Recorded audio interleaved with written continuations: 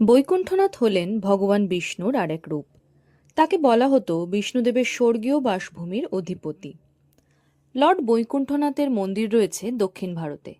তাহলে কি ওনাকে দর্শন করতে এখন দক্ষিণ ভারত যেতে হবে? আরে একদমই না।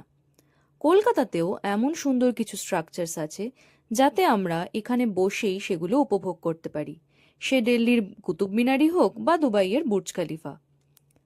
সেই রকম দক্ষিণ ভারতের বৈকুণ্ঠনাথ মন্দিরের আদলে কলকাতার গণেশ টকিজেও এমন একটা মন্দির আছে। আমরা খুব লাকি যে ঠিক মন্দির খোলার টাইমেই গিয়ে পৌঁছাতে পেরেছিলাম। মন্দিরটা ভোর 5:30 থেকে বেলা 11টা অবধি এবং বিকেল 4:15 থেকে রাত 8:30 অবধি খোলা থাকে। 1960 সালে সাদা মার্বেল দিয়ে সাউথ ইন্ডিয়ান স্টাইলে এই মন্দিরটা কলকাতায় তৈরি হয়। এন্ট্রান্স দিয়ে ঢুকতেই এই যে গোল্ডেন পিলারটা রয়েছে এটাকে বলে ধ্বজা স্তম্ভম বা ওদের ভাষায় কদিমারাম। দক্ষিণ ভারতীয় স্ট্রাকচারের বা আর্কিটেকচারের এটা একটা কমন বৈশিষ্ট্য। এখানে লর্ড বৈকুণ্ঠনাথ তার সহধর্মিণীদের সাথে পূজিত হন। মন্দির খোলার প্রস্তুতি নেওয়া হচ্ছে। আস্তে আস্তে লোকজনও আসা শুরু হয়েছে। দেখেছো, কমপ্লেক্স সাউথ ইন্ডিয়ান আর্কিটেকচারকে কত সুন্দরভাবে কপি করে ফেলেছে কলকাতা।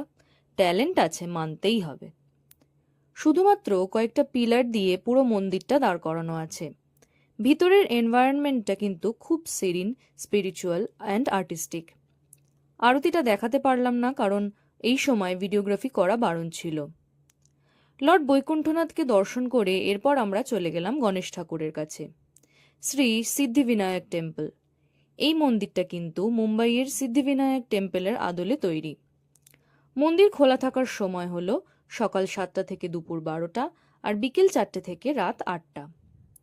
ইমামি গ্রুপ 2020 সালে মন্দিরটা প্রতিষ্ঠা করে। বাইরেটা একদমই কোনো হেরিটেজ বিল্ডিংয়ের মতো দেখতে। এন্ট্রান্স গেটের ঠিক লেফট সাইডে পুজো সামগ্রিক জিনিসপত্র কেনার জায়গা রয়েছে। বাইরে জুতো খুলে আমরা ভিতরে প্রবেশ করলাম। ভিতরে দেখো কি সুন্দর একটা ঝাড়বাতি লাগানো। পুরো মন্দিরটা সাদা রঙের পিলারের ওপর লাল কাপড় জড়ানো।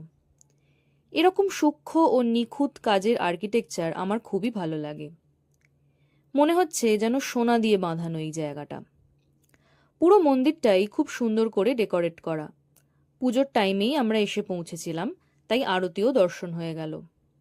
ভিতরটা দেখে মনে হচ্ছে যেন পুরনো নর্থ কলকাতার বাড়িকে রেনোভেট করে মন্দিরে পরিণত করা হয়েছে। এখানে 4 জন বসে মন্ত্রপাঠ করছেন, তোমরাও একটু শুনে নাও।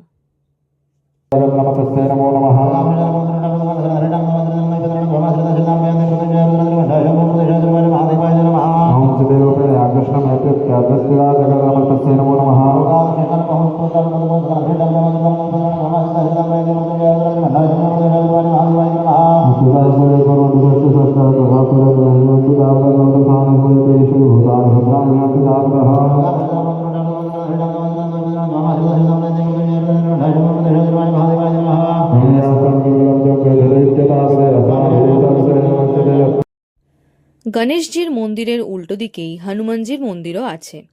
এটাও ওয়েল ডেকোরেটেড। তোমরা চাইলে ওখানেও পুজো দিতে পারো।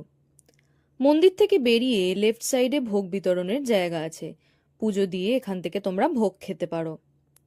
আজকের মতো তাহলে আমাদের ঘোরাঘুরি কমপ্লিট। ভিডিওটা ভালো লাগলে লাইক অ্যান্ড শেয়ার করো। আর যারা চ্যানেল নতুন দেখছো তারা চ্যানেলটাকে সাবস্ক্রাইব করে নিও আরও নতুন নতুন ট্রাভেল স্টোরির আপডেট পেতে।